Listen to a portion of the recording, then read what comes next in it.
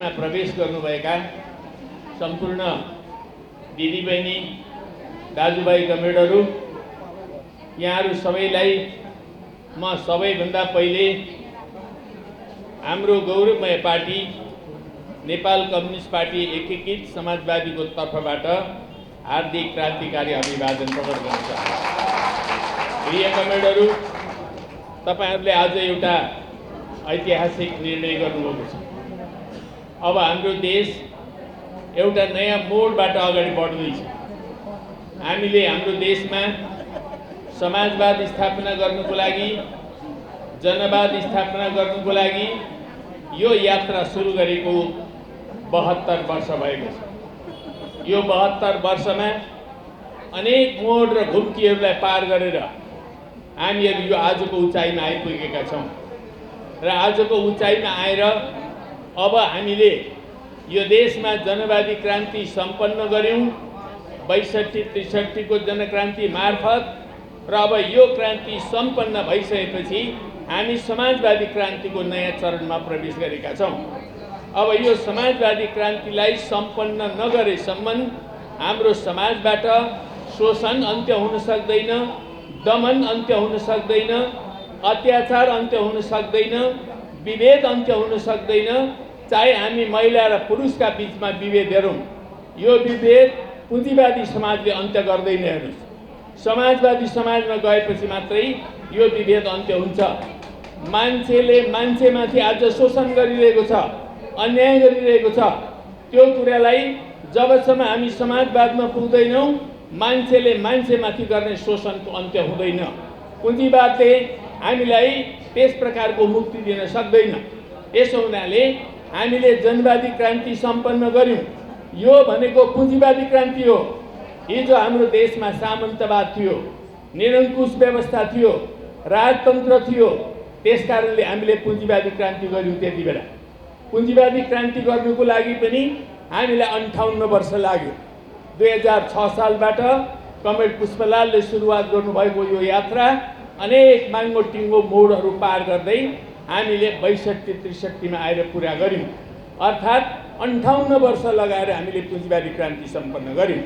अब हामी समाजवादी क्रान्तिको युगमा प्रवेश गरेका छौं। यो युगलाई नेकपा एमालेको नेतृत्वले चिन्न सकेन है, केपी ओलीले बुझ्न सकेन। केपी ओली त्यही पुँजीवादको चक्करमा लाग्न थाल्यो।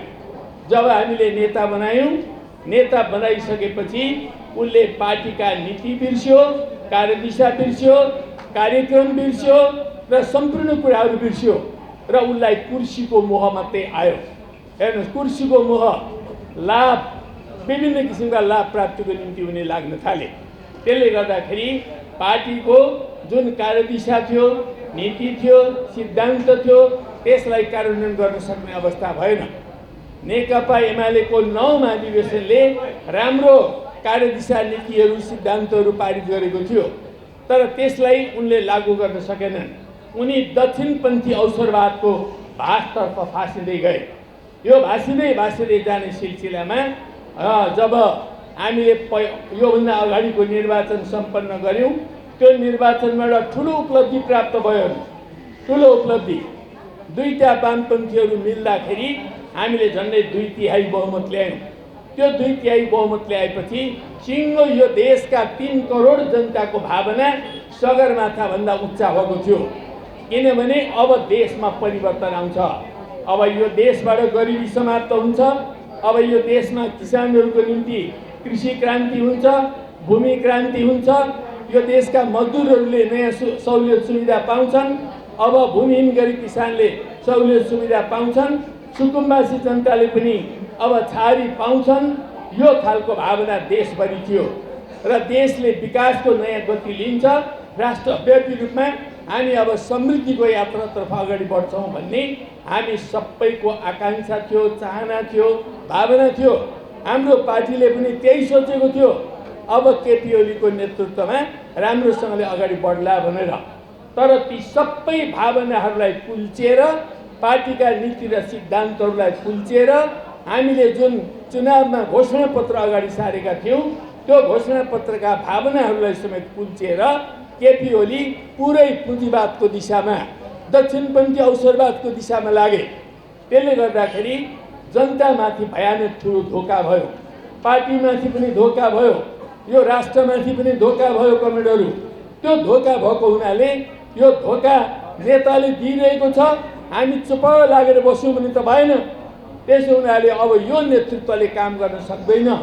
जसरी पहिलेको रायमाझीको नेतृत्वले धोका दिएको थियो पार्टीलाई, यो रायमाझी जस्तै अहिलेको केपी ओलीले पनि हामीलाई धोका दियो, राष्ट्रलाई धोका दियो र कम्युनिस्ट आन्दोलनलाई धोका दियो। त्यो निष्कर्षमा हामी पुगिसकेपछि अब यो पार्टीमा विद्रोह गर्नुको अर्को विकल्प रहेन। हामीले विद्रोह गर्यौँ। हामीले विद्रोह गरेको नयाँ पार्टी निर्माण गर्नुको लागि, एउटा क्रान्तिकारी पार्टी निर्माण गर्नुको लागि, नवीन दिशातर्फ यो देशलाई लानुको लागि, समाजवादको दिशातर्फ यो देशलाई लानुको लागि हो। र हामीले जुन प्रकारको दक्षिणपन्थी अवसरवादी गल्ती अथवा भड्काउ केपी ओलीले गरे, केपी ओलीको नेतृत्वमा रहेको गुटले गर्यो, त्यो गुटका विरुद्ध विद्रोह गरेर अहिले हामीले नेकपा एकीकृत समाजवादी पार्टीको निर्माण गरेका छौँ। कमरेडहरू, भदौ 9 गते मात्रै हामीले यो पार्टी दर्ता गरेको हो। भदौ 9 गतेबाट गर्नुहोस् त, असौज 9 गते 1 महिना, कार्तिक 9 गते 2 महिना, मङ्सिर 9 गते 3 महिना, अब पुस 9 गते पुग्दा 4 महिना हुन्छ। 4 महिना पनि पुगिसकेको छैन। तर यति छोटो अवधिमा हामीले माथि केन्द्रीय कमिटी निर्माण गऱ्यौँ, केन्द्रीय निकायहरू निर्माण गऱ्यौँ, 7वटा प्रदेशमा प्रदेश कमिटीहरू निर्माण गऱ्यौँ, 77 जिल्लाहरूमा जिल्ला कमिटीहरू निर्माण गऱ्यौँ र अहिले हामी जति पनि पालिकाहरू र वार्डहरू छन् त्यो पालिका र वार्डहरूमा पार्टी राष्ट्रव्यापी रूपमा विस्तार हुँदैछ र हामी पार्टी सदस्यहरू व्यापक रूपले विस्तार गर्दैछौँ र ठुलो सङ्ख्यामा देशव्यापी रूपमा अहिले हाम्रो पार्टीमा प्रवेशको एउटा लहर आइरहेको छ। त्यही लहरको एउटा झाँकी आज हामीले काठमाडौँको यो 14 नम्बर वार्डमा देखिरहेका छौँ कमरेडहरू। र धेरैतिर यो प्रकारको एउटा लहर चलिरहेको छ र तपाईँहरू जो यो 14 नम्बर वार्डका साथीभाइहरू हुनुहुन्छ, दिदीबहिनी दाजुभाइहरू हुनुहुन्छ, कमरेडहरू हुनुहुन्छ, तपाईँहरूले आज जो निर्णय गर्नुभयो, अब 14 नम्बर वार्डको भाग्य भविष्य बदलिन्छ कमरेडहरू। अब हामी नयाँ ढङ्गले जान सक्छौँ। अब आउने चुनावमा जोसुकै आए पनि हामी नेकपा एकीकृत समाजवादीको विजयलाई कसैले रोक्न सक्दैन। त्यसको लागि तपाईँ एकताबद्ध भएर अगाडि बढ्नुपर्छ कमरेडहरू। यसरी नै काठमाडौँ नगरपालिकाका सबै वार्डहरूमा, काठमाडौँ जिल्लाका सबै पालिकाहरूमा हामीले यो लहरलाई पर्खँदैछौँ। यो लहर सिर्जना हुन्छ, हेर्नुहोस्, राष्ट्रव्यापी रूपमा लहर सिर्जना हुन्छ। केपी ओलीको यो दक्षिणपन्थी भड्काउवाला यो चाहिँ पुँजीवादपन्थी नेतृत्व गुटका पछाडि अब कोही पनि लाग्नेवाला छैन। उनलाई सिद्धान्तसँग पनि मतलब छैन, आदर्शसँग पनि मतलब छैन, जनताको जनजीवनसँग पनि मतलब छैन, जनतामा के चाहना छ त्यो चाहनासँग पनि मतलब छैन। खालि आकाशे खोर्सानी हुन्छ नि, आकाशतिर मात्रै हेरेर हिँड्ने फल्ने हो, त्यस्तै हो केपी ओली भनेको आकाशे खोर्सानी हो। त्यसले समाजलाई हेर्दैन, त्यसले जनतालाई हेर्न सकेन। हामीले यति सम्मानित ठाउँमा पुर्याएका थियौँ। हेर्नुहोस्, प्रधानमन्त्री भन्दा सम्मानको ठाउँहरू के हुन्छ? प्रधानमन्त्री बनायौँ हामीले बिना अवरोध, पार्टीको अध्यक्ष बनायौँ हामीले बिना अवरोध। तर चाहिँ नि त्यो ठाउँमा पुगिसकेपछि जसरी देश र जनतालाई घात गर्ने काम गरे, त्यसले गर्दाखेरि उनले नेपाली जनतामाथि ठुलो गद्दारी गरेका छन्। त्यो गद्दारीको अब उनले मूल्य चुकाउनु पर्ने हुन्छ। देशव्यापी रूपमा हेर्दै जानु होला, केपी ओलीले त्यो झापाको 5 नम्बरबाट जसरी जित्दै आएका छन्, अब केपीले उल्टा खान्छन्, त्यही ठाउँमा चित खान्छन्। त्यही ठाउँमा अब जनता जागरुक भइसकेको छ, जनता सचेत भइसकेको छ र जनता सङ्गठित भएर अगाडि बढ्न थालिसकेको छ। त्यसो हुनाले कमरेडहरू, अब नेकपा एमालेको भविष्य छैन। नेकपा एमाले हेर्दा हेर्दै चर्मराएर ढल्दै जानेछ, ढल्दै जान्छ। त्यो अस्ताउँदो सूर्य जस्तै हो, त्यो डुब्छ। र यो नेकपा एकीकृत समाजवादी उदाउँदो सूर्य जस्तै हो। यो जति जति माथि जाँदै जान्छ यसको ताप त्यति नै फैलिँदै जान्छ, रात ताप फैलिँदै जान्छ र फैलिरहेको छ। यति 3 महिनाको बिचमा मात्रै हामी राष्ट्रव्यापी पार्टीको रूपमा विकास गरेका छौँ र पार्टीका वरिपरि 21वटा भन्दा बढी जनसङ्गठनहरू विकास भइसकेका छन्। कमरेडहरू, एउटा युवा सङ्घमा मात्रै लाखौँको सदस्यता निर्माण भइसकेको छ। त्यसरी नै अनुराष्ट्रव्यू राष्ट्रव्यापी रूपमा फैलिरहेको छ, अनेम सङ्घ फैलिरहेको छ, अनेकी सङ्घ फैलिरहेको छ। त्यसो हुनाले हाम्रा वरिपरि अहिले लाखौँ जनता अब एकताबद्ध भएर लामबद्ध भएर अगाडि बढ्ने स्थिति बनेको छ र हाम्रो यात्रा समाजवादमा पुगेर मात्रै टुङ्गिन्छ। कमेन्टहरू, हामी समाजवादको पक्षमा छौँ। समाजवादले मात्रै हाम्रा सम्पूर्ण समस्याहरू समाधान गर्छ, पुँजीवादले होइन। अहिले हिजो हामीले जनताको बहुदलीय जनवाद भन्यौँ नि, त्यो जनताको बहुदलीय जनवाद भनेको पनि पुँजीवादी जनवाद नै हो। हामीले हिजो नयाँ जनवाद भन्यौँ, त्यो पनि पुँजीवादी जनवाद नै हो।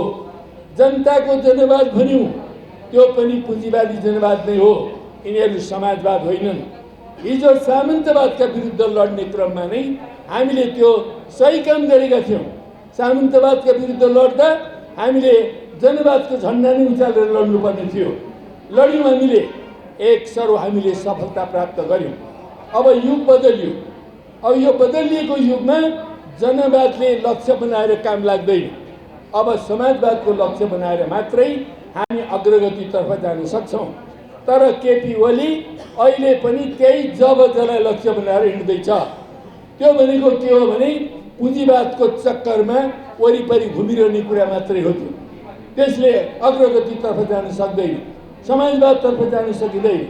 त्यसो हुनाले हामी समाजलाई समाजवादतर्फ लाने, सम्पूर्ण वर्गीय शोषणहरू जुन छन् त्यसलाई समाप्त गर्ने र श्रमजीवी जनताको नयाँ लोकतन्त्र, समाजवादी लोकतन्त्र स्थापना गर्नुको लागि हामीले अब अगाडि बढ्नुपर्ने युगमा हामी आएका छौँ। यस्तो बेलामा तपाईँहरू आज जुन ढङ्गले प्रवेश गर्नुभएको छ यो एउटा महत्त्वपूर्ण कुरा हो।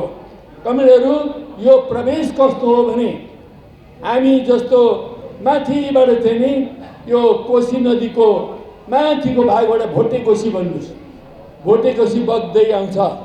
भोटेकोशीमा अरू विभिन्न कोशीहरू मिसिँदै जान्छन्। 7वटा कोशीहरू मिसिएपछि सप्तकोशी नदी भएर बग्छ। ठिक यसरी नै आज यो नेकपा एकीकृत समाजवादी पार्टी एउटा नदीको प्रवाह जस्तै भएर अगाडि बढ्दैछ। यसमा एकपछि अर्का प्रवाहहरू आएर मिसिँदैछन्। जसरी आज तपाईँहरू मिसिनु भएको छ, अब यो झन् शक्तिशाली भएर जान्छ। त्यसै गरी अर्को मिसिन्छ, अझ शक्तिशाली भएर जान्छ र हामी कोशीभन्दा विशाल प्रवाह भएर अगाडि बढ्छौँ। र यो पार्टी नै अब नेपालको कम्युनिस्ट आन्दोलनको मूल प्रवाह बनेर अगाडि बढ्छ, मूल शक्ति बनेर अगाडि बढ्छ। सबभन्दा समुन्नत इकाइको रूपमा यो अगाडि बढ्छ र नेपालको कम्युनिस्ट आन्दोलनलाई फेरि एकपटक एकीकृत गर्ने, एउटै पार्टी निर्माण गर्ने त्यो काम यसले गरेर छोड्छ। तर त्यो गरिरहँदा हामी उग्र वामपन्थी भड्काउबाट पनि सतर्क हुन्छौँ, दक्षिणपन्थी भड्काउबाट पनि सतर्क हुन्छौँ र सही वैचारिक क्रान्तिकारी दिशाको आधारमा, क्रान्तिकारी कार्यदिशाको आधारमा समाजवादलाई लक्ष्य बनाएर अविचलित भएर अगाडि बढ्ने कार्यदिशाको आधारमा हामी अगाडि बढ्छौँ र सबैलाई मार्गदर्शन गर्दै एकताबद्ध बनाउँदै हामी अगाडि बढ्छौँ। अब यसरी अगाडि बढ्ने सिलसिलामा काठमाडौँ महानगरलाई हामीले अत्यन्त बलियो बनाउनु पर्ने आवश्यकता छ। काठमाडौँका सबै वार्डहरूमा पार्टी सङ्गठनलाई बलियो बनाउनु पर्ने आवश्यकता छ र अहिले तपाईँहरू 14 नम्बरलाई बलियो बनाउने कुराहरूमा एउटा नयाँ इँटा आज थप्नुभएको छ तपाईँहरूले। यो नयाँ इँटा यस्तो बलियो इँटा हो जसले 14 नम्बर वार्डको भाग्य भविष्य बदल्छ। यो बदल्ने काममा तपाईँहरूले आज एउटा ठुलो योगदान गर्नुभएको छ। त्यो योगदानको निम्ति सिङ्गो नेकपा एकीकृत समाजवादीको तर्फबाट तपाईँहरूलाई फेरि पनि म हार्दिक स्वागत गर्न चाहन्छु र तपाईँहरूलाई बधाई पनि दिन चाहन्छु। अब तपाईँहरूलाई यहाँको पार्टीले, म यहाँको वार्डको पार्टीलाई, नगर कमिटीलाई के भन्न चाहन्छु भने कमरेडहरू चाँडोभन्दा चाँडो उहाँहरूलाई सङ्गठित गर्नुहोस्। विभिन्न पार्टी सदस्यतालाई नवीकरण गर्नुहोस्। कति पार्टी सदस्य नै हुनुहुन्छ, उहाँहरूको पार्टी सदस्यता कायम राख्नुहोस् र अरू नयाँ ढङ्गले आउने साथीहरूलाई नयाँ पार्टी सदस्यता दिनुहोस्, उपयुक्त कमिटीमा राख्नुहोस्। अब उहाँ चाहिँ जिल्ला कमिटीकै कमिटी हुनुहुँदो रहेछ, जिल्ला कमिटीको कमिटीलाई जिल्ला कमिटीमै हामीले ल्याउन सकिहाल्छौँ र विभिन्न ढङ्गले हामीले एकताबद्ध गरेर यहाँको पार्टीलाई अझ बढी सबल, अझ बढी सुदृढ, अझ बढी गतिशील, अझ बढी क्रान्तिकारी र यहाँको जनतामाथि आधारित, व्यापक जनतामाथि आधारित पार्टीको रूपमा हामीले यो राजधानीको पार्टीलाई विकास गर्नुपर्छ। राजधानीको नेकपा एकीकृत समाजवादीलाई विकास गर्नुपर्छ र आगामी चुनावमा जोसुकैले जतासुकैबाट चाहिँ च्यालेन्ज गरे पनि त्यो च्यालेन्जलाई सामना गर्न सक्ने र विजयको झन्डा फहराउन सक्ने गरिकन तपाईँहरू एकताबद्ध भएर अगाडि बढ्नुहोस्। हाम्रो शुभकामना छ, मेरो शुभकामना छ। यही शुभकामनाका साथ म फेरि एकपटक तपाईँहरूलाई हार्दिक स्वागत गर्न चाहन्छु, बधाई दिन चाहन्छु। बधाई छ कमरेड।